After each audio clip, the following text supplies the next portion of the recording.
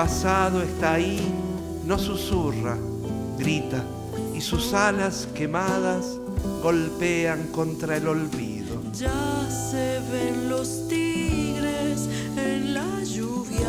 Contra el olvido, historias de resistencia.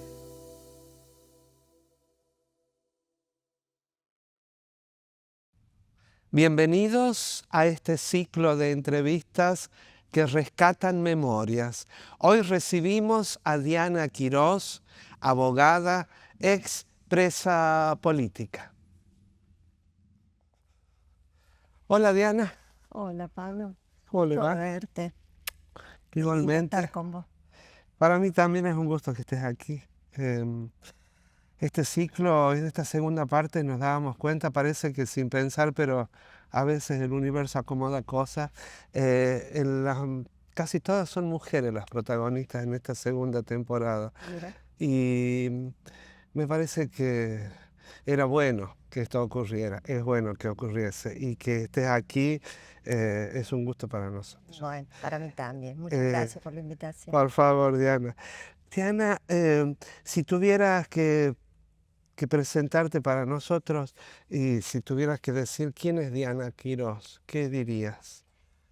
Bueno, Diana Quirós es mamá, es esposa, es abogada, es militante de los derechos humanos, sobreviviente de la última dictadura militar que azotó a la Argentina formalmente a partir de 1976 al 83, pero que comenzó antes, conforme creo que vamos a poder charlar más adelante.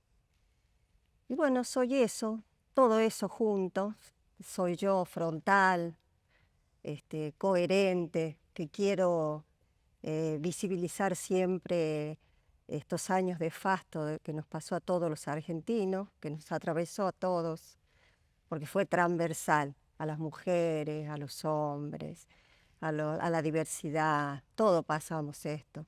Y la necesidad que tuve siempre yo de que eso se visibilizara, que me hizo transformar ese dolor que yo tenía por todos esos años pasados en lucha, en visibilización, en crear puentes de solidaridad, de unión entre todos los compañeros que salimos adelante. Aquí decimos que cada historia que se cuenta, cada historia que se escucha en este ciclo, es una de muchas historias que escribe una gran historia, en donde cada uno, cada una tiene lo suyo para contar, para decir. Y queremos recuperar sobre todo los relatos, porque en los relatos me parece que si los escuchamos con el corazón abierto y la mente despierta, puede limar diferencias. Nos puede encontrar en un espacio común que es la sensibilidad. Y apelamos a eso, y este encuentro con vos es un intento de lograr esto, de poder hacer un recorrido a partir de este momento para contar tu historia y la de otras mujeres. Vamos, te voy a proponer que veamos algo aquí como un disparador para Dale. luego seguir charlando. Dale, cómo no. Señor secretario, que pase el testigo siguiente. Se llama al estrado a la señora Adriana Calvo de Laborde. Mi trabajo de parto comenzó alrededor de las 7, 8 de la noche, supongo. Después de muchas horas, yo ya estaba prácticamente con contracciones de parto. Llegó un auto, un patrullero. Me subieron al auto y salimos de la comisaría Quinta. Delante iban 2 personas de civil. El auto era un patrullero. Yo lo vi. Yo iba acostada en el auto, vendada, los ojos vendados y con las manos atadas atrás. Me dediqué absolutamente todo el tiempo que duró el viaje a decirles que yo me iba en libertad, que a mí me habían dicho que me largaban, que me llevaran a un hospital. Ellos me dijeron que me llevaban a un hospital. Me decían que sí a todo, me insultaban. Les decía que estaba por nacer mi criatura, que no podía aguantar más, que pararan, que era inminente, no era mi primer hijo, yo sabía que estaba por nacer. Lucrecia no hacía nada, los que manejaba y el acompañante se reían. Me decía que era lo mismo, que igual me iban a matar al chico, que qué me importaba.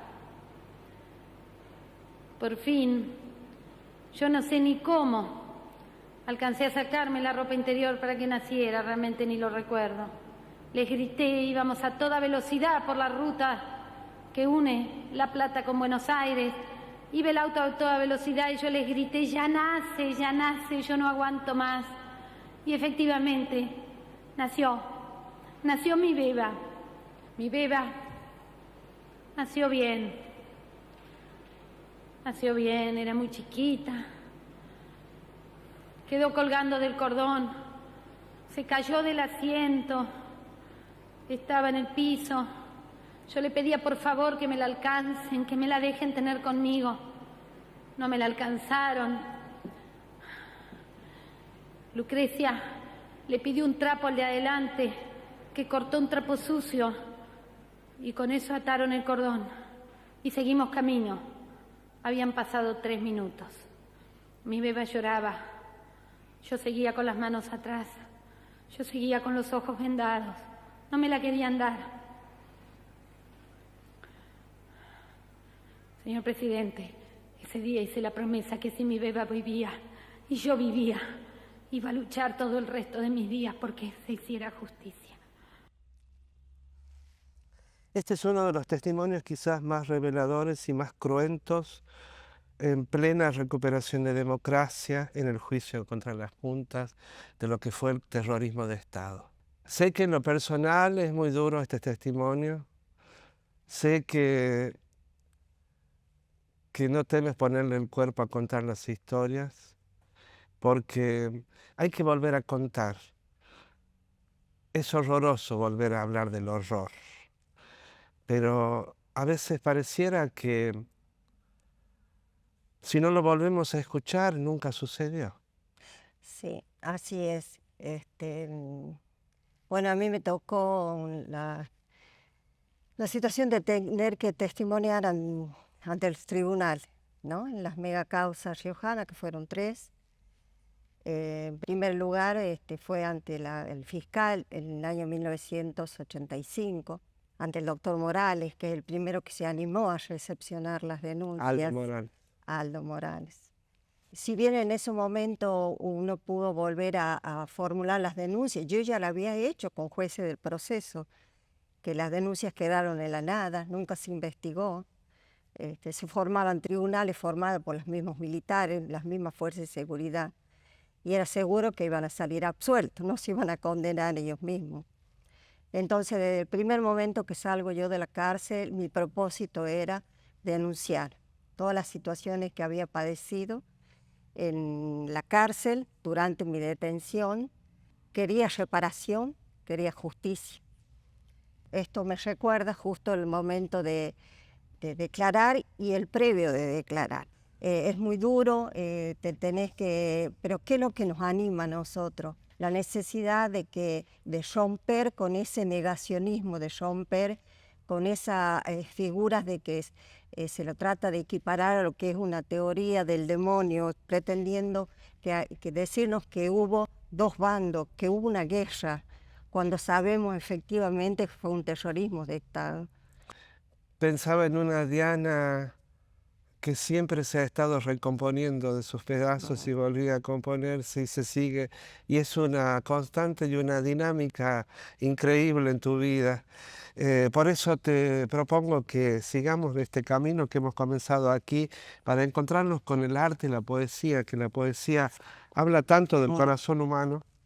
Y hay una actriz riojana que nos espera, que se llama Emilia Nieto, que tiene una cosa que habla de eso, de romperse y volverse a juntar. Luego lo vengo a buscar.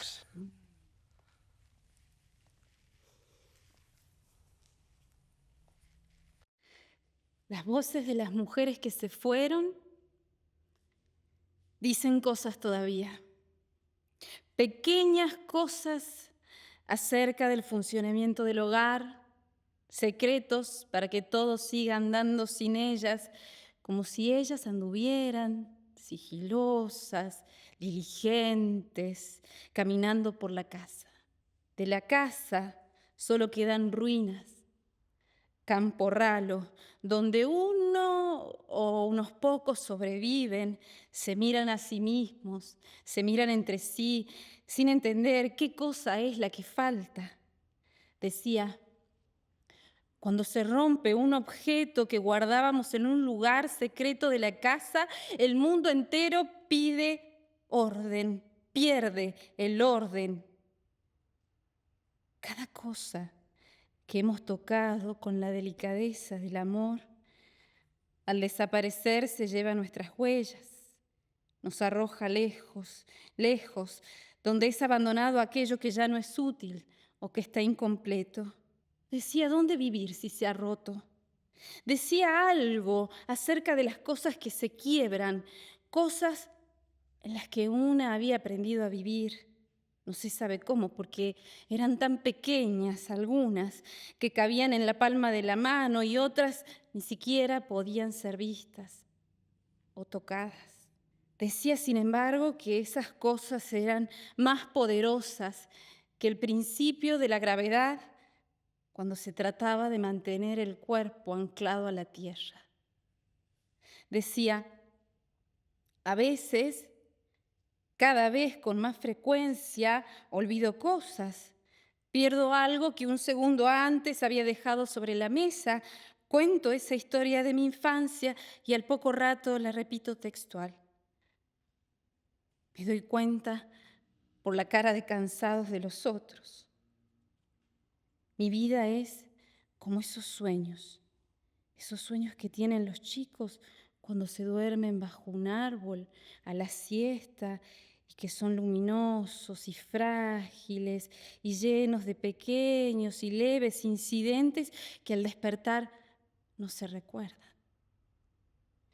Decía que algunas veces y cada vez más seguido olvida cosas. Yo quisiera recordárselas, pero no sé cuáles son las cosas que viven en su cuerpo, cuáles incluso ella preferiría que no le fueran mencionadas por nadie, porque quizás le ha llevado años hacer ese arduo y minucioso trabajo de olvidar algunas cosas por un camino que no desea desandar. Dice, ahora soy una pendiente por donde cae la dicha, a veces frágil, de no tener la pena de mi cuerpo atada a mí. Dice que el hilo se ha roto y que suelta al fin ya no responde a ninguna fuerza que se quiera ejercer sobre ella, que ahora es ligera y joven de nuevo y habla en voz alta y como ya no le da miedo, por las noches sale a ver cómo era ese mundo que perdió. Dice, ya no hay nada que temer. Si cosas tan frágiles como el olor de la tierra mojada, crece, se expande en medio de la tormenta. Es porque lo invisible está a salvo de la prepotencia. Hermoso, hermoso, muchas gracias. Gracias a vos. Gracias a vos por tu lucha. La poeta se llama Claudia Massín, es una poeta de Chaco, residente en Córdoba, es una poeta feminista, lesbiana, luchadora de los derechos de las mujeres, como vos, y lo elegí por todo esto de volver al cuerpo, a este cuerpo que ha resistido tanto las luchas y que hoy se reivindica y dice, lo invisible está a salvo de la prepotencia. Muchas gracias, hermoso. Hermoso. Muchas gracias, Emilia Nieto. Muchas gracias. Vamos a ir al último lugar, que es ahí. Vamos a entrar por este caminito que está hecho de retazos de noticias, de momentos que cuentan los diarios, ¿no? A veces a la historia la contamos de retazos, ¿no? O de pedacitos también, ¿no? Esa poeta cuando dice, digo, cuando ese digo, esa recurrencia en la poética para humanizar lo que nos cuesta tanto, ¿no? Desde lo cotidiano, desde lo humano, Hermosa la poesía, emociona, ¿no? Te llega al alma, ¿cómo no? te llega al alma. Es como si dulcificara los momentos, ¿no? Te Claro. dulcificara. Yo siempre uso esa expresión de, nunca me canso de decirle al Jacobo Fickman, el poeta que estuvo 40 años encerrado en el Hospital Borda, allí murió, Ajá. uno de los mejores poetas del siglo XX que estuvo en Argentina. Él decía que la poesía es la carnadura del alma. Es algo que está, Claro. ¿no? Es imposible, no está despegado, es parte de la vida. Es como estas fotos. Ay, ay, ay. Quiero empezar con 2 fotos. Vamos a decir, ya sé que Esta foto, estabas en la cárcel, estabas presa, Sí. en la primera etapa. Yo fui detenida en abril de 1975. Plena democracia. Claro, claro. Y yo tenía 17 años. A los pocos meses, en ese año 1975, el 15 de mayo, cumplí los 18. Y tenía Estando que, presa, cumpliste. claro, estando presa, tenía que renovar el documento. En esa época se renovaba a los 18. Entonces fueron los del registro civil a la cárcel, me bajaron, me llevaron a otro lugar ahí dentro de la misma cárcel y me sacaron esta foto. Por supuesto no me la dieron a mí, la pusieron en el documento. Y bueno, yo la conservo de esa época, mirá, 18 Es un años. registro. Sí. Sí. ¿Y esta otra? Ah, esta muy particular. Tenía 15 años. Más pequeña que aquí. Claro, claro, 15 años. Tenía un tío que le gustaba sacar la foto. Y iba y nos sacaba a mí, a mi hermana, a mi hermanito. Porque en esa época no era muy común y corriente sacar fotos. Claro. No era No todas las común. casas tenían una máquina. Exactamente. Además, debía tener un rollo y todo, la parafernalia que hacía. Entonces él me sacó esa foto y bueno, me la dejó y queda como un recuerdo y se salvó de muchos allanamientos, porque después que nos detuvieron, los allanamientos siguieron, el hostigamiento a la familia también. Entonces en esas revueltas, bueno, fue quedando muy poco de esa foto y esta es una de ellas, ¿no? Significativa de los años. Los recuerdos personales que se destruyeron en pos de creer que de esa manera nos podíamos salvar de algo, ya sea También. quemando libros, Sí. enterrándolos, rompiendo sí. fotos. Sí, sí. Digamos, todas las formas de la memoria, de algún modo, desde lo simbólico, que se busca destruir a través del terror. Claro. Y que obedientemente lo tenemos que hacer porque creemos que está en peligro nuestra vida. Claro, o yo la vida tengo de los un demás. recuerdo muy nítido, año 1974, muere Perón, la derecha peronista copa ya totalmente el gobierno peronista, asume Isabel, se da la proscripción de lo que era Montonero, el general un 1 de mayo los corre de la plaza con el latiguillo, los imberbes, los trata de imberbes, cuando la juventud peronista le estaba exigiendo a Perón que por qué había gorilas en un gobierno popular. Claro. Mi papá, mi mamá eran peronistas, los dos muy peronistas. Mi papá le gustaba la lectura, la cual compartía conmigo. Ahí mi avidez por leer, por involucrarme en la política. Tenía 15, 16 años, pero recuerdo esa fecha y recuerdo la imagen de mi papá quemando libros, mi papá quemando revistas. Mi papá era de extracción peronista, pero tenía una mentalidad muy abierta.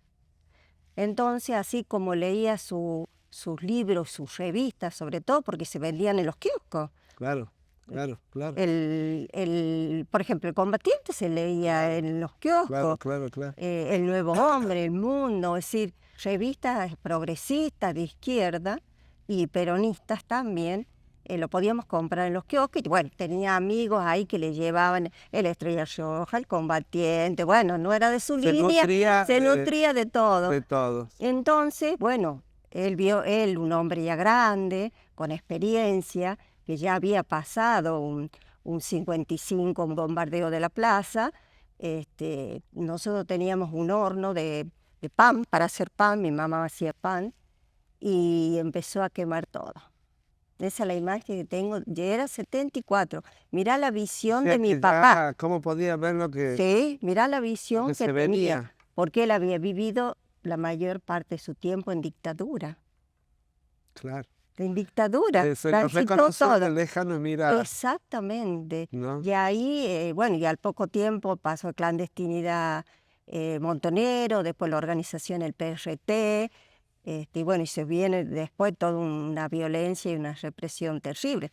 Estamos hablando de 1974. Claro, plena Para democracia. tomar plena democracia, para tomar dimensión de que cómo fue el después, posterior, el terrorismo de Estado. ¿Se piensa esa etapa hasta el golpe del 76 también como parte del terrorismo de Estado? Yo considero que es así. A la hora de los juicios. A la hora de los juicios, sí. Sí. Sí, tuvimos... Terrorismo de Estado también. Exactamente. Con Isabel Perón como presidente. Exactamente. Hay un decreto que ella firma Claro. en el 74 de aniquilamiento de lo que ellos llamaban la subversión. Esa palabra, además. Esa palabra, aniquilar, que lamentablemente la estamos escuchando ahora, ¿no? Sí, Estamos exterminar. exterminar. Son palabras que se han puesto de moda, Sí, pareciera. sí. Como si no tuvieran una carga tan tremenda. Exacto, sí. Eh, Es así. ¿Qué momento de tu adolescencia o de tu vida temprana consideras que fue el despertar a tu andar político? O político hacia afuera, digamos. Claro, Uno siempre tiene. sí. En el 73, que volvimos de la dictadura de 18 años de proscripciones del peronismo, de dictadura en dictadura, fue todo un auge, por lo menos en mí, a pesar de que tenía 15 años, de todo una curiosidad, una avidez por leer, por conocer, y bueno, y venía yo de los grupos juveniles de Angelelli. Angelelli que llega en el 68, y bueno, yo todavía era muy chica, y en el 70, cuando yo llego a ese barrio donde vivía con mi qué padre, barrio? en el Benjamín Rincón. Benjamín Rincón. Claro, ahí estaba el Divino Maestro, las monjas del Divino Maestro, claro. Estaba el cura Antonito Gil. Sí. Sí. Bueno, Angelelli trajo toda una impronta a La Rioja, influyendo mucho en los jóvenes, en los empleados, en las empleadas domésticas, o sea, tuvo todo un desarrollo de lo que le decía su Concilio Vaticano II en distintos aspectos de lo que era la vida cotidiana nuestra. Bueno, a mí me tocó estar y formarme en esos grupos juveniles, ¿no? En ese despertar primero social, de ser una militante social, con inquietudes a ayudar al barrio. No teníamos, ¿te imaginas? Era un barrio muy nuevito, el Benjamín Rincón. Primero está el Evita, Claro. que está como el principio de los había mucho 60, más, y aparte. claro, y nosotros hasta ahí llegaba el barrio. Claro. De ahí te ibas allá al Malpaso, ¿te acordás del Malpaso? Que ahora está Hablamos en plena de una sociedad ciudad. de una Rioja muy pequeña en relación, si lo pensamos. Sí, y aparte muy conservadora. Y yo creo que Angelelli vino a romper con esa, de esa sociedad muy conservadora, él muy sensible a lo que fue la pobreza, él lo captó en forma inmediata y trató de aplicar ese Concilio Vaticano para poder superar y traer un hombre nuevo, distinto, que tenga todas sus necesidades satisfechas, Me acuerdo de las reuniones que teníamos con Antonita Gil, éramos jóvenes, 15, 16 años, en plenas discusiones, ya accediendo lo social, lo religioso, y eran políticas las discusiones, muy políticas. Ya veníamos con, no te olvides que Antonito fue detenido en 72. El año 72, Claro, en uno de nuestros programas referenciamos la claro, detención con Henry Praolini y Carlos Illán, que los exactamente acusan de estuvieron ahí. tener armas escondidas en la Exactamente. ramadita. Y creo que a Praolini de tirar una bomba o También, algo así, también, sí. Esto era el año 72. 72, y bueno, y estábamos en 1972. 72. Y en esa década, en donde yo empiezo a sentir inquietudes primero sociales, después entendí que eso tenías un límite, ¿no? En lo que era, para mí desde el punto de vista religioso, como que tenía un límite, que había que dar un salto, Claro. porque no era solamente solucionar el problema del pobre y el rico así simplemente, ni por la caridad, ¿me entendés? Entonces, a través de esas lecturas que yo iba teniendo, de gente amiga, conocida, me fui inclinando más hacia lo que era la izquierda. Una izquierda al PRT. al PRT. O sea, una Partido izquierda Revolucionario de de los los trabajadores, que era una izquierda revolucionaria, que nos mirábamos mucho en lo que era la revolución cubana, era el sueño, aspirar a ese hombre, ¿no?, revolucionario que venía a cambiar este sistema capitalista, en donde había mucha desigualdad. Entonces el planteo en su momento para mí pasaba por ahí, Claro, por una sociedad revolucionaria. claro. Extraordinario, Sí. no lo ordinario, que a pesar de distintas miradas, Angelelli me parece logró aglutinar Así es. los pensamientos y también las acciones, no solamente los pensamientos, porque fue una pastoral que no solo predicó, sino que se practicó. Claro, y se jugó la vida en llevar el Concilio Vaticano II, Puebla. Yo tengo una anécdota muy cercana, en realidad, a mi mamá con Angelelli, que te lo pinta de cuerpo entero. Nosotros habíamos sido detenidas en 1975. Y mi mamá, siempre una mujer muy luchadora, creo que ha heredado sus genes, siempre sobrepasa y se supera y lucha, no se queda Se vuelve a componer. y sigue. Y ella tenía un carro donde vendía comida, y me acuerdo cuando llegó Angelelli, una de las primeras medidas que tomó fue sacarlo a San Nicolás de su atril, y tenía que recorrer el interior, algo que eso no había pasado antes, como los bancos de la iglesia con el nombre y apellido de la gente, De la los gente bien pitucos, sí, del pueblo, claro. que tenían su privilegio. Claro, para que veas lugar. vos cómo tenía acciones del dicho al hecho que molestaban a muchos. Bueno, llevo a San Nicolás al interior en una de las procesiones que hubo ahí, y como cuando estaba ahí, estaba mi mamá, había gente ahí, estaba en una misa, en su homilía dijo: acá está Blanca, vamos a rezar con ella tiene está presa política, hay que rezar y pedir por los presos políticos de La Rioja. Y te estoy hablando ya 1976 debe haber sido, o fines del 75, o sea, posturas muy arriesgadas para el momento de gran violencia y persecución que se estaba viviendo.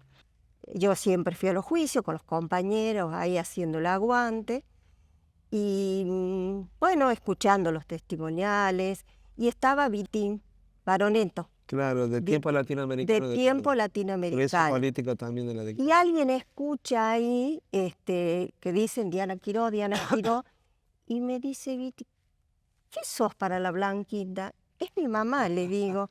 ¿Por qué? Le digo: hace años dice que la ando buscando a tu mamá, porque en una de las homilías que se ha plasmado en libros de Angelelli, está tu mamá, dice. La nombra. Y yo, claro, y yo siempre quise saber quién era la presa política por la cual había pedido, junto con los otros presos, por supuesto, a Angelelli.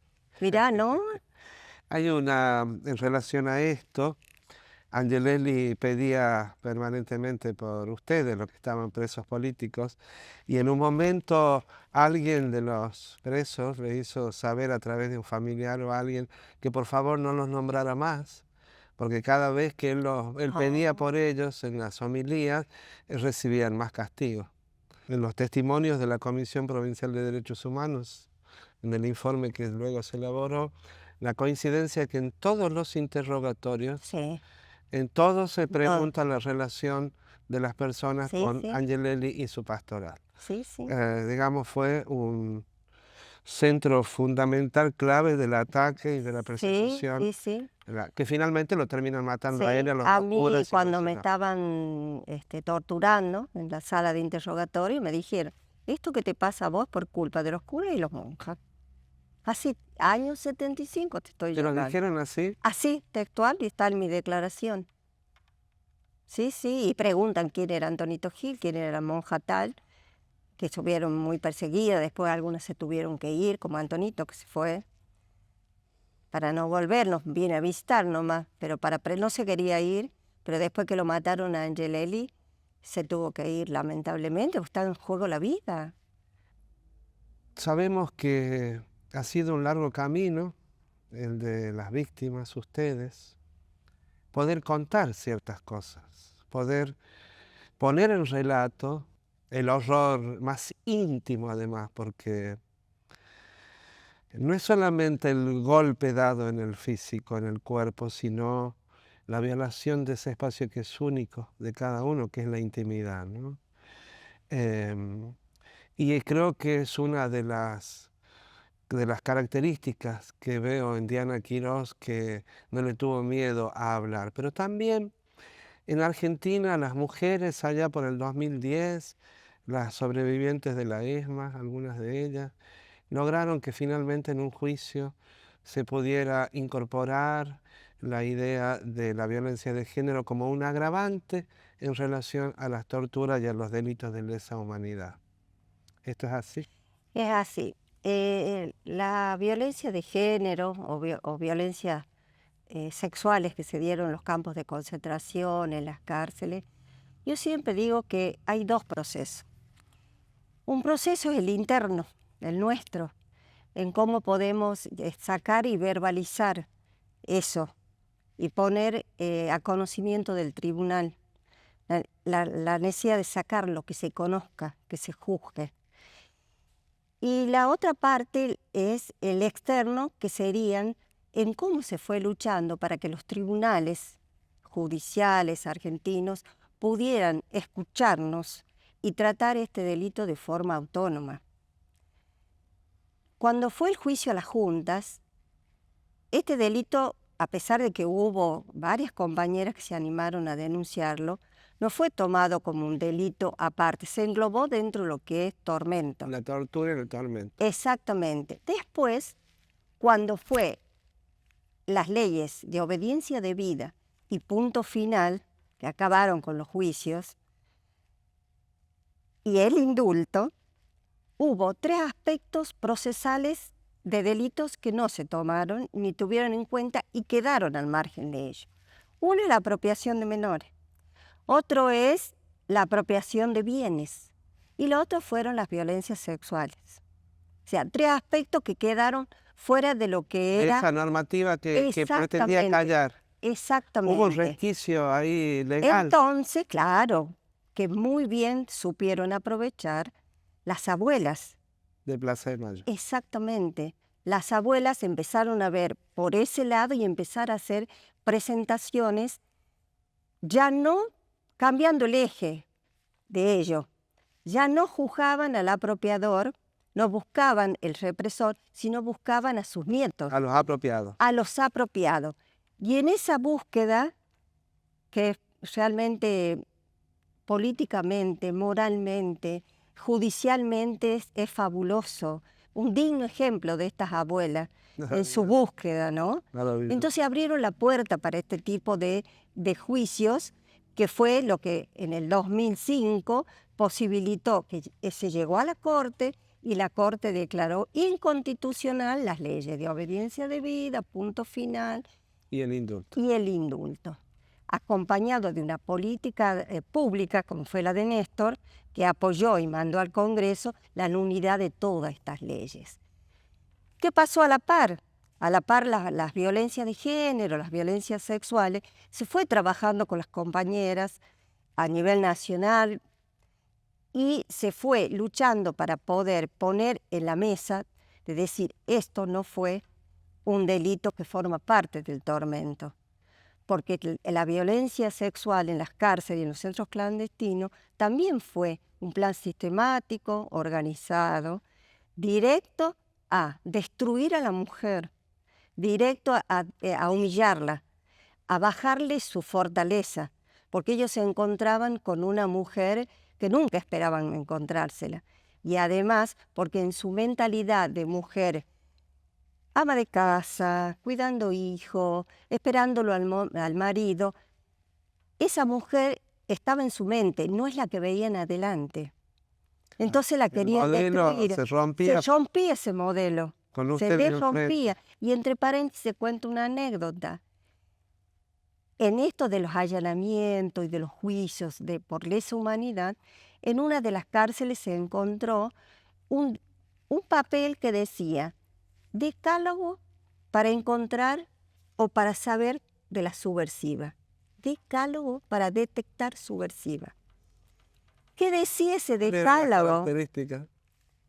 Discutían a la par políticamente con los varones. Vivían en concubinato. Joder, sin casarse. Sin casarse. Y por sobre toda cosa las discusiones políticas. No obedecían órdenes. Mirá vos lo que se... Era el decálogo para Era reconocer una mujer subversiva. Vos reunías todas esas cualidades. Todas las cualidades. Bueno, y en este camino que hicimos en la discusión de poder en lo interno, cada una en su proceso, porque algunas compañeras no lo pudieron verbalizar nunca, lamentablemente. ¿Nunca? No, algunas que no. ¿Con sus compañeras tampoco? No. Joder. Sí. ¿Ese silencio por siempre? Sí. ¿A dónde va eso que se guarda? Sí, no lo sé. Se lo va a perdurar El tiempo que siempre. estuvo guardado en vos hasta que lo pudiste verbalizar. ¿Cómo funcionaba dentro tuyo? Lo que pasa que yo no sé si no le he verbalizado totalmente. Porque yo cuando empiezo a declarar, hablo en general. Sí, ya lo sé. Pero cuando me voy y me siento frente al tribunal, dije, no, yo tengo que decir detalle por detalle todo lo que me pasó. Porque es la forma de juzgarlo, porque es la forma de condenarlo. Nosotros tuvimos un acompañamiento a los testigos formado por psicólogos, psiquiatras, una musicoterapeuta, Claudia, de gran apoyo, y tenía una psicóloga, teníamos la Graciela Seppi, pionera en esto, que fue la impulsora de este grupo de psicólogos, que yo tuve la gran suerte de que ella fuera mi acompañante psicológica. Y bueno, siempre me alentó a que verbalizara todo lo que me había pasado. Y la pregunta era, ¿vas a hablar con público o sin público? Ella me hizo notar, me dio fuerzas, me alentó a que verbalizara todo eso, que todo el mundo debería... ¿Sin público? Con público. Con público. Sí, con público, sí. Y todas las compañeras que sufrimos este tipo de violencia lo hizo con público. A pesar del dolor, a pesar de que cuesta verbalizarlo, sacamos fuerza del dolor y lo hicimos. ¿Conocían la historia antes de haber declarado en el juicio? Mis hijos conocían medianamente la historia, quizá en forma generalizada, pero nunca con los detalles y la particularidad que yo volqué en el juicio. Eso pasó con varios testigos y testigas, ¿no? Sí, con muchos que la familia testigos. no había escuchado, Sí. a veces no habían escuchado nada. ni sabía de los tormentos y las vejaciones que habían sufrido. Era como una manera de pensar que se protegía a la familia. Exactamente, era eso, Pano. Y sin embargo, cómo sana el hablar, ¿no? Y el ser escuchado y poder procesar juntos. Sí, no sé si la palabra es sanar, Pano. ¿Cuál No sería se la palabra? sana. No se sana nunca. No, la herida a medida que la vas contando vuelve a abrirse. No sé cómo explicarte, no es sanar. No se sana. Te sentís bien por lo que contribuye al conocimiento del otro. Te sentís bien porque lo podés verbalizar, pero no sanar. ¿Y la justicia, la aplicación de justicia, sana? ¿O repara? Repara el daño ocasionado, nos dignifica como persona, podemos llevar esta memoria, esto que nos pasó a todos, porque nos atravesó como sociedad, no a mí solo como joven de entonces, con aspiraciones a un mundo nuevo, a un hombre nuevo, una sociedad diferente, en donde no haya tantas desigualdades, que se respete nuestra soberanía. Entonces el poder transmitir eso hace que la juventud de ahora, los que no conocen la historia, tomen dimensión de lo que pasó, conozcan la historia, porque no es mi historia personal, es la historia de muchos y muchas que pasamos por las cárceles, y yo estoy viva, Pano. Hay 30.000 compañeros que no están, que los extrañamos, que cuando estamos en juicio pedimos por ellos, ¿verdad? Quiero pedirte, por favor, sos abogada además, carrera que estudiaste en ese camino de reconstruir, de juntar los pedacitos sueltos. Lo que hizo tu compañero, el padre de tus hijos también, estudiar en ese proceso de Sí. reconstrucción de la vida, esta cosa tan conectada con el eros, rompiendo esa cosa del tánato de muerte, ¿no? Que tienen estas historias. Quiero pedirte como abogadas brevemente, porque a veces creo que no sabemos, ignoramos, ¿cómo fueron los juicios y qué juicios hubo en La Rioja en relación a delitos de lesa humanidad? ¿Lo puedes contar brevemente, por favor? En el año 2000 y aproximadamente 2010 se comienza de nuevo el proceso de la instrucción, de llamar a testigos, de la investigación, de las inspecciones oculares, y en La Rioja particularmente en el año 2010 hasta el 2023 se dieron 9 juicios de lesa, 9 juicios de lesa humanidad. Sí. De la mega causa riojana tuvimos 3 mega causas riojanas por la cantidad de imputados y por la cantidad de testigos. ¿Qué reúne una mega causa? La mega causa se refiere a que los mismos imputados, por ejemplo en el caso nuestro fue Menéndez, Arguindegui, los del batallón de ingenieros que fueron Malagamba. Responsable de los... No, era responsable de las distintas áreas, incluido el ex juez catalán, un médico, Moliné. Lamentablemente no pudimos juzgar a Pelanda López, un cura. El cura, el Claro, capellán del ejército. exactamente, era Que fue un capellán. reverendo cura. Exactamente, la gente cuando estaba torturada le decía, padre, por favor, nos están torturando. Y bueno, mi hijo, colabore, usted tiene que decir lo que hace. Y no le van a pagar más. Y no le van a pegar más. Esa era la Reverendo. respuesta del cura. Me parece indigno Mm. que en la puerta de la capilla de la parroquia del barrio Evita esté enterrado este genocida cómplice, cura cómplice de la dictadura, esté enterrado a la entrada de esa... Esa gente no se merece en esos lugares. Se merece nuestro desprecio. Exactamente. Por favor, lo dije. No, está bien. No, sigo con las Sí. causas. Bueno, teníamos 3 megacausas, que teníamos los mismos imputados, los mismos hechos. Claro. Porque teníamos 2 desapariciones, que la de Díaz Romero, de Adán. De Adán Díaz. Sí, y la única desaparición que fue juzgado catalán, pero lamentablemente fue juzgado por encubrimiento. Roberto Catalá. El ex juez que fue partícipe de eso, porque sin la participación del ex juez catalán, este entramado criminal no hubiera sido posible. ¿Y por qué lo digo? Porque él se constituía en Leriz, que fue un centro clandestino de detención. Lo que es la cárcel hoy. En lo que es la cárcel hoy, donde los bajaban a los compañeros y compañeras encapuchadas, atadas, y les tomaban declaración, y él estaba presente ahí. Juez federal. El juez federal, el secretario Armati, también. Entonces, él fue juzgado por encubrimiento, apelado al fiscal porque el fiscal pedía el homicidio. Él negó todos los habeas corpus de la familia. Esto Todo, era absoluto. Era tremendo. No se aceptó un solo habeas corpus, ¿no? No se aceptó ninguno. Habeas corpus es un recurso legal que Exactamente. te preserva ante cualquier situación Así que es. pueda generar fuerzas del Estado o demás. Sería eso más o menos. Claro, y la familia sabía que lo había llevado fuerzas de seguridad. Claro.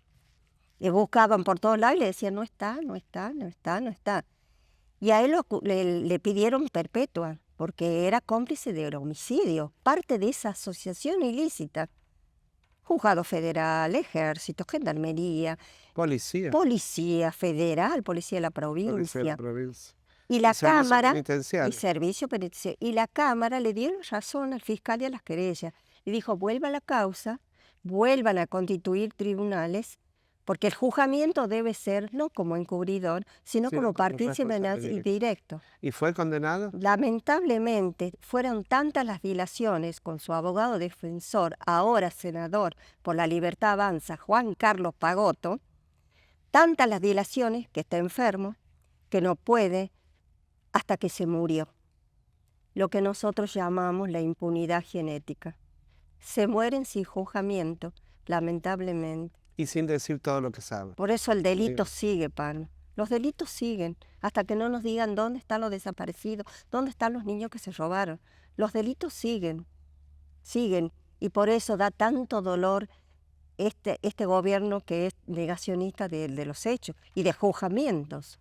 En esos juicios también está por la muerte de Gabriel Longueville y Carlos de Dios Muria, sacerdote. También. Otro juicio por el caso de Monseñor Angelelli. Y otro por el caso de Wenceslao Pedernera. El más reciente. Es de los últimos. El laico asesinado en la puerta de su casa, claro, delante de su familia en Sañogasta. Mira, ese juicio te quiero contar algo. Por favor. La sentencia estamos hablando de diciembre. El 9 de diciembre del año 2023 se dictaba la sentencia por ese crimen en contra del gendarme Brito. Pero no era solamente por el crimen, era por las torturas y también violencias de género en contra de nuestras compañeras, en contra de Brito. Porque Brito era de lo más sanguinario, era dueño y señor del piso. Gendarme. Gendarme, era un gendarme con el grado de alférez, jefe de seguridad. ¿Cuánto poder tenía? Tenía 26 años, para aquellos que digan que no había jóvenes que estaban ahí en la represión. Pregúntale a Asti. Claro, ¿y Milani? Y Milani. ¿Y Milani? Bueno, la sentencia estaba prevista, no se dicta sentencia, se la pasa para el lunes. Día Asunción de Milei. No sabes la gran satisfacción de poder decirle, Milei, nosotros hemos podido lograr que se juzgue a otro genocida. A perpetua. Lo condenaron a perpetua por los delitos de tormento, privación ilegítima de la libertad y por el homicidio del beato Pedernera. Eso es reparador para la familia también. Eso es reparador. Muy reparador. Ver que han y sido para toda la comunidad. Para también. toda la comunidad, exactamente. O debería serlo al menos. Al menos, por supuesto, sí. ¿Vos participaste como testigo víctima en cuál de los juicios? El de la mega causa participé, en esa época teníamos abogados nosotros, primero en calidad de querellante, porque teníamos abogados en esa época. Y, no me acuerdo si 2 o 3 panos, pero 2 veces seguro. ¿Que tuviste que declarar? Claro. ¿Contar siempre la misma historia? contar siempre la misma historia. Bueno, es otra lucha que tuvimos nosotros y a nivel nacional. ¿Cuál lucha? La lucha es, primero, la unificación de las causas. Te estoy hablando, mismos imputados, mismas víctimas, a veces eran otras, pero si estaban las mismas víctimas, tenían que hacer y acumular, pedíamos acumulación de causas, Eso para hubiera evitar evitado que... no victimizarnos de nuevo. Claro. Todas las veces tenías que ir, o sea, no es contar un cuento, claro. es contar una historia de tu vida cruenta, de tu vida dolorosa. Que lo Otra pudi- vez victimizar. otra vez. Y ¿Eso bueno, por qué? ¿Porque no se entendía? ¿O porque había una desidia? ¿O por qué? no, porque el Poder Judicial todavía conserva en sus cabezas muchos resabios de esa dictadura militar. Lamentablemente, no se adecua a los tiempos. No se adecua a los tiempos, a las víctimas, se rigen por un código procesal muy estricto, no lo adecúan. Bueno, convengamos que estos juicios de lesa humanidad no fue lo muy común. Nosotros somos pioneros, no solo en la Argentina, a nivel mundial, en el juzgamiento de represores, miembros de fuerza de seguridad por delitos de lesa humanidad.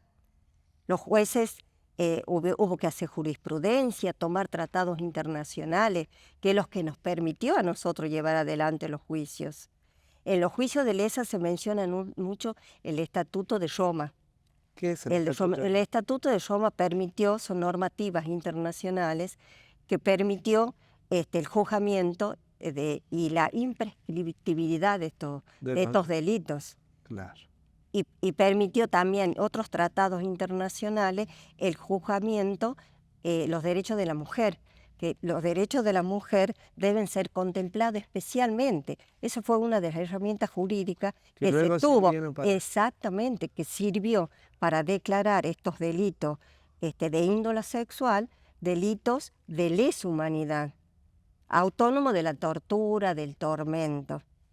Y un buen fallo del juzgado de La Rioja fue en el año 2006, en la primera mega causa riojana, cuando declaro yo, que denuncio además de los tormentos, la privación de la libertad, denuncio los abusos sexuales.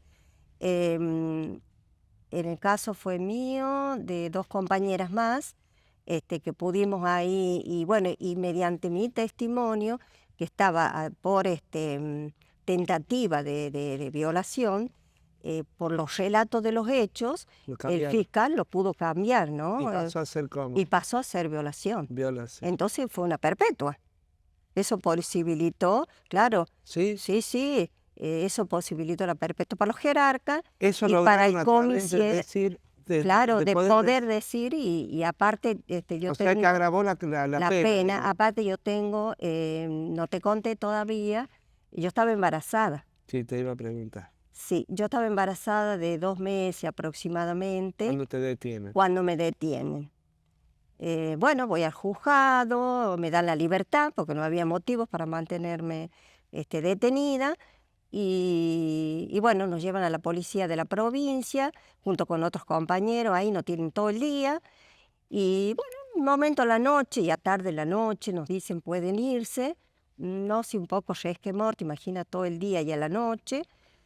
Cuando salimos, viste que la policía de la provincia está sobre calle Rivadavia y está la plaza. La plaza de Julio, sí. Bueno, nosotros salimos, quisimos cruzar la calle para la plaza y nos encerraron los Falcon, uno de acá, uno contramano y otro así. De nuevo me llevaron a la policía de la provincia, de la federal. Ahí me encerraron, ahí entro ya descubierta, no entro con capucha como entré la primera vez, entro ya sin capucha. 17 años tenía. Y bueno, me meten en la celda y yo me acuerdo clarito, estaba vestida con un pantalón tipo rojo así y una blusita celestina. Y esa noche tenía un camastro ahí, la celda tenía camastro, no tenía colchón, no tenía nada. Y bueno, empiezo yo a sentir como dolores en el cuerpo, era primeriza, ¿te imaginas? Dolores en el cuerpo y mucho en la cintura, en la espalda. Y bueno, empiezo a tener dolores y empiezo a tener hemorragias. Y bueno, yo empiezo a llamar al guardia que no va y bueno, le grito que necesitaba un médico, por favor, un médico. Bueno, así estuve toda la noche, vino un guardia ya de madrugada. Me dice, si no tenés nada, dice, me estás mintiendo, ese color es de tu pantalón. Y se fue. Al otro día, cerca de las 9 de la mañana, llegó el Toda la noche policía. estuviste así. Toda la noche estuve así. Y a la mañana fue el médico de la policía, el doctor Romero. Nunca más lo volví a ver, no sé si está, no fue juzgado, no sé por qué. Y me miró, le dije lo que me pasaba y después vino un policía, me cargaron un Falcon, me llevaron al hospital Presidente Plaza. El hospital Presidente Plaza, el viejo. Y bueno, y ahí estuve en los pasillos, nadie me quería recibir. Era una terrorista, era una subversiva, no era un ser humano. No sé quién llamó y qué sé yo, y me pasaron a la sala de cirugía. Y bueno, me revisó el médico, me dice, no, ya es demasiado tarde, usted ya perdió el embarazo, dice, ha tenido un aborto. Y bueno, y ahí me tuvieron 10 días en sala, ¿no? En sala custodiada por la policía y todo, hasta que me llevaron a la cárcel. Y en este juicio, porque hubo una historia clínica, de los días que estuve yo, Claro. todo lo que pasó. Y además, fíjate vos, ¿Estaba el la historia dato. clínica? Sí, estaba la historia clínica, por Joder. suerte. Sí, sí, contaba en el legajo de la policía, del juzgado. Del juzgado. Sí, cuando yo ingresé, alguien le dijo que estaba embarazada, o capaz que le dije en algún momento, no me pegue, estoy embarazada.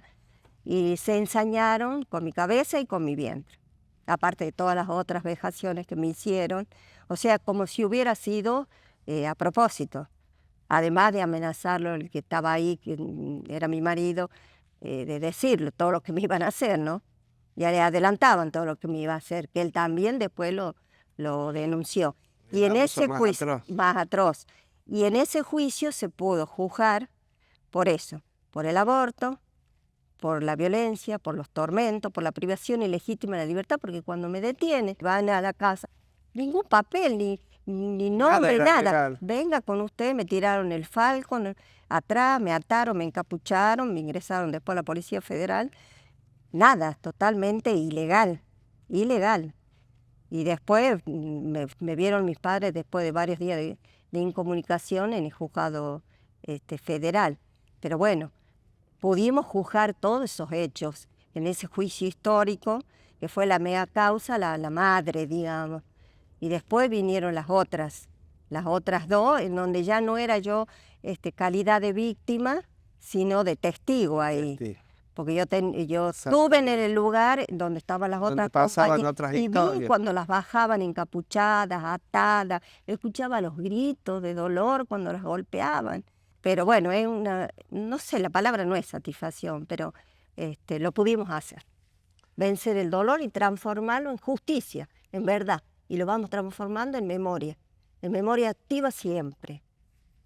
Sabemos por los relatos de las víctimas y de los testigos que luego de las masivas detenciones a partir de marzo del 76 hubo 2 vuelos en aviones Hércules del Ejército o de la Fuerza Aérea. Primero trasladando varones, Sí. luego trasladando mujeres. Vos fuiste parte de ese vuelo de mujeres Así es. a Buenos Aires. Fueron directamente prácticas de tortura. Sí. A punto tal de que algunos compañeros y compañeras llegaron en condiciones lamentables a Buenos Aires, algunos quebrados, costillas, lastimados y demás. Sí, sí.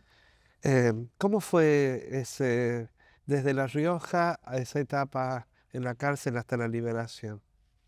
Primero la incertidumbre, ¿no? Cuando te dicen, prepare sus cosas, se va. Y representate vos que nosotros estábamos en un campo de concentración con salidas de compañeras y compañeros a torturar todas las noches, no sabés si volvías o no volvías. Nuestro destino puede ser cualquier cosa. Y no sabes a dónde cuándo, nuestra familia que no sabe nada, porque ya hacía tiempo que estábamos incomunicadas. Estamos hablando de un 8 de octubre de 1976. En el IRS, en la cárcel. En la cárcel de Lis. Y bueno, nos empiezan a atar, ¿viste? Como ganado así. ¿Cómo gana? Y la India, claro, nos empiezan a atar las manos.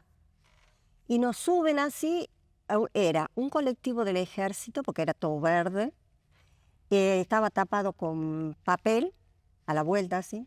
Las ventanas.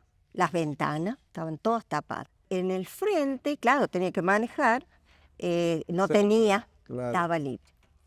Y bueno, venimos por la avenida Córdoba, en ese trayecto. Lo veo a mi cuñado, que después fue detenido, Antonio Cano. Lo veo a él que viene en la moto así y cometo quizás una estupidez porque me podría haber costado cualquier cosa, de pararme así y hacerle así, pero fue instintivo, sin pensar nada.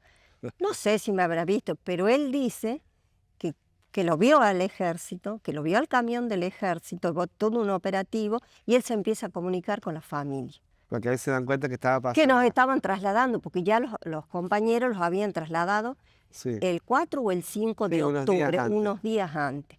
Bueno, llegamos al aeropuerto de acá de La Rioja, nos empiezan a bajar y yo alcanzo a ver el Hércules, un avión grande de guerra, y a unas mujeres paradas ahí. Me río porque me acuerdo de las santiagueñas.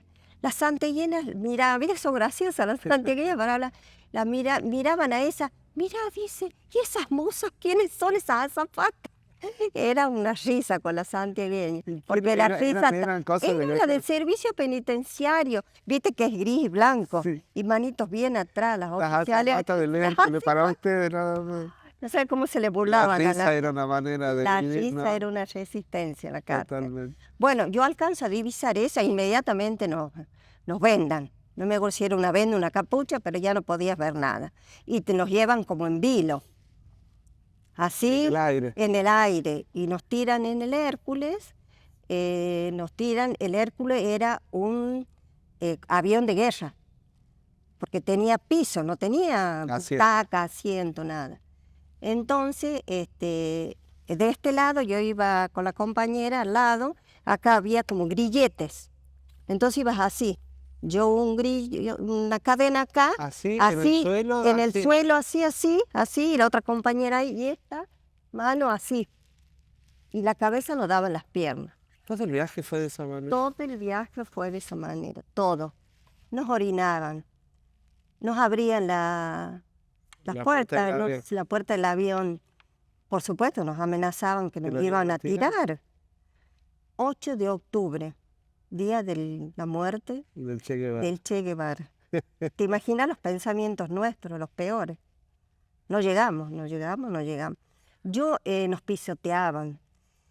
En un momento tengo la sensación de perder la noción, porque es como si hubiera tenido una abstracción del momento, como si no hubiera estado en ese momento. Y al rato como volver en sí y darme cuenta en lo que estaba, toda meada, mojada, golpeada. Eso en el avión. Y la bajada lo mismo, en vilo. Y nos llevan a la capilla. Esto era en Devoto, la cárcel de En Devoto. Devoto, ¿no? la cárcel de Devoto. Nos desnudan. Esa imagen, Pano. Los Cristos, las Virgen, y nosotras ahí con nuestra impudencia a la vista. Con estos tíos, a merced de A esta gente. merced de... Y eran celadores mujeres y varones para una revisación médica, cuando los que nos habían golpeado han sido ellos. Y después de eso nos hicieron vestir, nos pusieron, ya nos sacaron todo, no teníamos grillo, no teníamos nada, y nos llevaron a los pabellones de una planta 6. A mí me tocó el 40, íbamos con compañeras de Catamarca, de Claro, que Salta, el vuelo fue de Tucumán, levantando claro, fue levantando gente. Y fuimos en 2 pabellones, el 39 y el 40. Y ahí perdí algunas riojanas yo, Claro, a la porque- Argentina, a la Green, claro.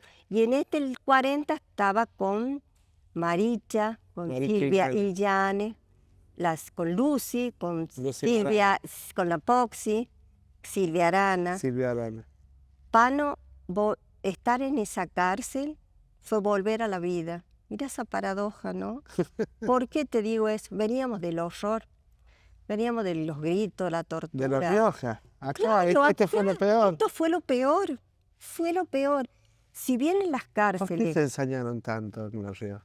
no lo sé, éramos muchos los detenidos, muchísimo en comparación. Siempre se dice que la cárcel de La Rioja tuvo más presos políticos que el resto del país. En Y es relación así. a su número de Sí, habitantes, sí, así sí. Estadísticamente fue así.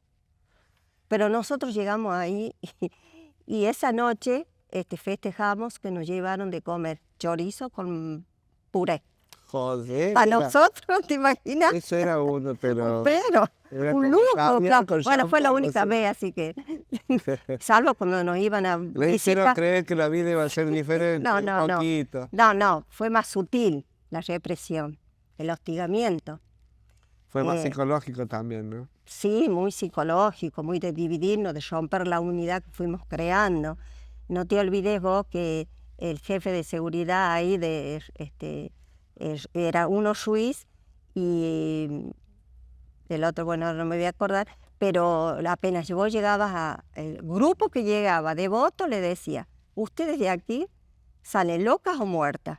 Para nosotros no había otra alternativa, según sus parámetros de cómo debía tratarnos. Pero le demostramos lo contrario, ¿no? Ni loca. Ni loca ni muerta. Vivita y contando todo lo que nos pasó. Reivindicando todo lo que fuimos, ¿no? Porque lo reivindicamos siempre. Vivir en la cárcel, porque fue la vida en la Sí. cárcel. Mi Así vida, que, 7 años, Pan. 7 años. ¿Qué día te liberaron? El 13 de octubre de 1981. Pero permanecí a disposición, Quedaban un buen tiempo, ¿no? claro, 6 meses, concurriendo a la policía. Para decirles, Acá estoy, estoy, no me fui. Sé que la tortura Seguía seguía. siendo prisión. O sea, entré con 17 y salí con 24. Si pudieras cambiar algo de romperse, volverse a armar, ¿cambiarías algo? No. Yo soy ahora esto que vos ves y que soy transparente en ello, por todo lo que fui, por todo lo que he vivido, por todo, absolutamente todo. Ante cada adversidad surgía esa Diana que le ponía el pecho y seguía adelante. Me fortalecí, maduré, aprendí, sigo aprendiendo de los jóvenes de ahora, cuando nos juntamos a testimoniar, cuando le transmitimos la memoria, con las preguntas que nos hacen. No cambiaría nada. No, estoy orgullosa de lo que fui y reivindico siempre eso. He conocido personas maravillosas, Pano. En la cárcel puedo decir que fue mi escuela de vida. Tenía 17 años, tenía compañeras mayores como Claudia. ¿Saliste con 24 años? Claro, Claudia Soria, Claudia. tenía 40 años. Ella decía, mis chiquitas, y era prácticamente como nuestra madre, porque nos daba su cariño, afectuoso, sus abrazos. Ellas fueron el sostén de nosotros. Nos sostuvimos entre todas. Unos valores, una solidaridad, un sobreponerse, un saber luchar, un conocer la palabra colectivo y practicarlo y sentirlo y decirlo. Yo ahora me junto con alguna de esas compañeras, ese vínculo fuerte que hubo entre nosotras, y es como si lo hubiera visto ayer. Y nos ponemos a charlar, a tomar mate, contarnos. Es un vínculo muy fuerte. Mujeres valiosas, valiosísimas en mi vida. Siempre las voy a tener presente, y es lo que yo le digo. Ustedes me sostuvieron. Hay tantas fotos, pero Uy, ya no sí. vamos a poder ver Y eso tantas. que perdí tantas. Mirá, aquí qué jovencita. Ah, Enero 74. todavía no había cumplido 16, tenía 15. Acá era en la cárcel de Devoto. A ver. Ay, sí. Ahí dormían. Ahí dormíamos. Sí, acá dormíamos. Esta era las cuchetas, una acá, otra acá. Esta era lo que le llamamos la burra. que es donde Qué guardábamos nuestras cosas. Guardábamos ahí la hierba, la ropa. no, mucho más. Mira, Pano, acá viste que hay como un empotrado ahí. Sí, claro. Había tornillos. Ah, Y nosotros hablábamos entre nosotras de la otra celda por esos tornillos. ¿cómo por esos tornillos? Y tenía tornillo, la atornillaba, estaba ahí la cucheta. ¿Y entonces qué hacen? Y lo ¿Con el aflojamos y agujerito? con el agujerito nos mandábamos la noticia. Y- Y si no, Morse. ¿Ves la No, pero, pared? pero esto no lo había No, escuchado nunca, no, lo de sí. los tornillos. Sí, ¿y no escuchaste lo de la letrina, eso? Sí, pero Ah, cántalo, a ver. Bueno, lo de la letrina, nosotros aquí, acá teníamos todo, ¿ves? Sí, Y acá estaba la letrina, este el costado. inodoro sería. Claro, pero no era inodoro, Era peor. era letrina. Letrina. Es un hueco redondo así. Entonces, en la letrina que hacíamos nosotras tenía varios usos. Varios usos. Los habituales, Los habituales y también los teníamos comunicacionales. los comunicacionales. ¿En qué consistían? Nosotros nos comunicábamos por esa letrina con los pisos de abajo, a través de la paloma, que era la paloma. Nosotros nos ingresaba proveeduría, entre esa proveeduría cosas de limpieza, o sea, la lavandina. Entonces cortábamos ese plástico, le cortábamos el plástico y entraban hilos. Le atravesábamos hilo a ese plástico y hacíamos así, una tira así. Entonces, en la punta de la tira le poníamos lo que queríamos comunicar. Noticias, noticias del exterior. ¿Cómo lo la- ponían? Bueno. Sacamos los papelitos de los cigarrillos. El cigarrillo tiene varias capas Sí, que sí. sirven. ¿Y Una es cómo la se- blanca, una blanca, Sí, de que la papelito. usábamos para escribir. Sí, Todo lo que queríamos comunicar, las denuncias afuera sobre todo. El otro que era plateado. sí, Entonces vos cerrabas ese caramelo que le decíamos nosotros con ese plateado sí. para evitar la humedad. Y después le poníamos un plástico, varios plásticos. Lo atábamos a esa paloma, lo tirábamos en la letrina, le echábamos mucha agua y se iba para los pisos de abajo. Ahí nos comunicábamos con los compañeras y compañeros. Pero antes teníamos que vaciar la letrina, no podía tener nada de agua. Cuando vos la agarrabas a la paloma no tenía que tener agua. La ponías ahí y ahí Eso sí. siempre con el riesgo de que la... No, pudriera. teníamos, sí, pero teníamos campana. La campana se ponía fuera de la celda para cuando venga la bicha, que decíamos la celadora, si venía la bicha nos hacía una seña y todo. En realidad era fácil porque escuchabas bueno, se nos agudizaron, Se agudizan se todos los agudiza sentidos, todos los los sentidos. sensoriales, eso quería hablar con vos Exactamente. también. Ahí en la celda se escuchaba cuando se abre la reja y entraba, pero estaba la compañera que te avisaba. Pero en los pabellones, porque yo estuve en muchos lugares, había pabellones que había de 30 personas más o menos. Los pabellones eran cuchitas una de la otra y ¿cómo la veías la bicha si no había ninguna compañera en el pasillo? ¿Qué hacíamos? Nos subíamos a unos escaparates que tenía el baño, una compañera se paraba, sacaba el espejo, entonces ya veía si entraba y le avisaba a la otra campana que estaba más allá y la otra campana nos avisaba a nosotros.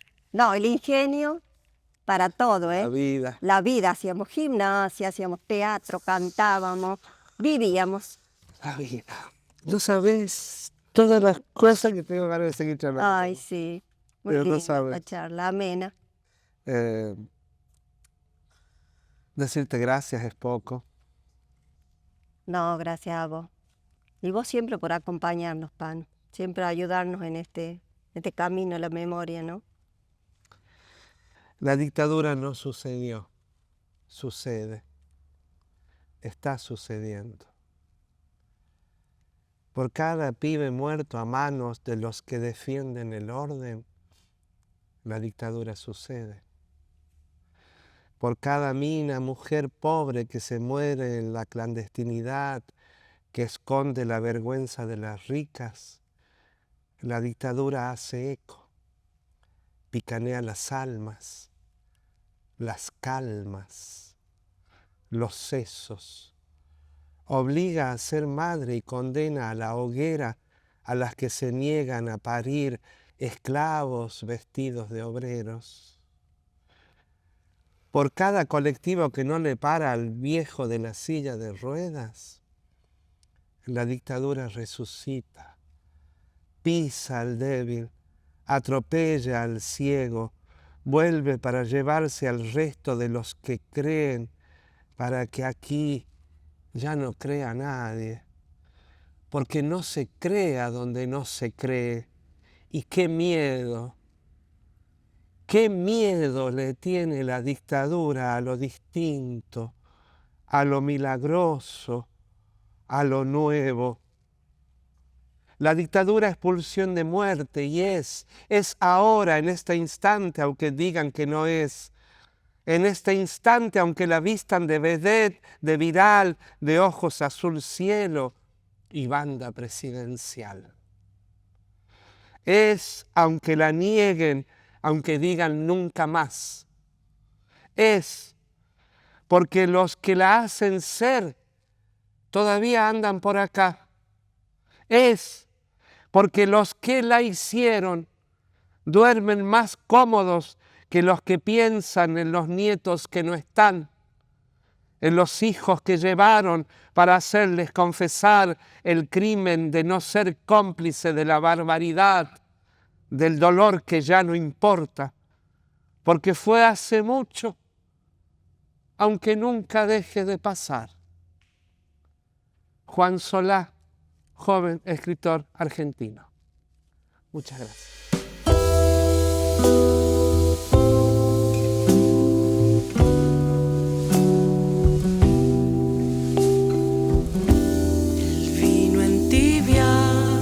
Sueños al jadear, desde su boca de verdeado dulzor, y entre los libros de la buena memoria se queda oyendo como un ciego frente al mar.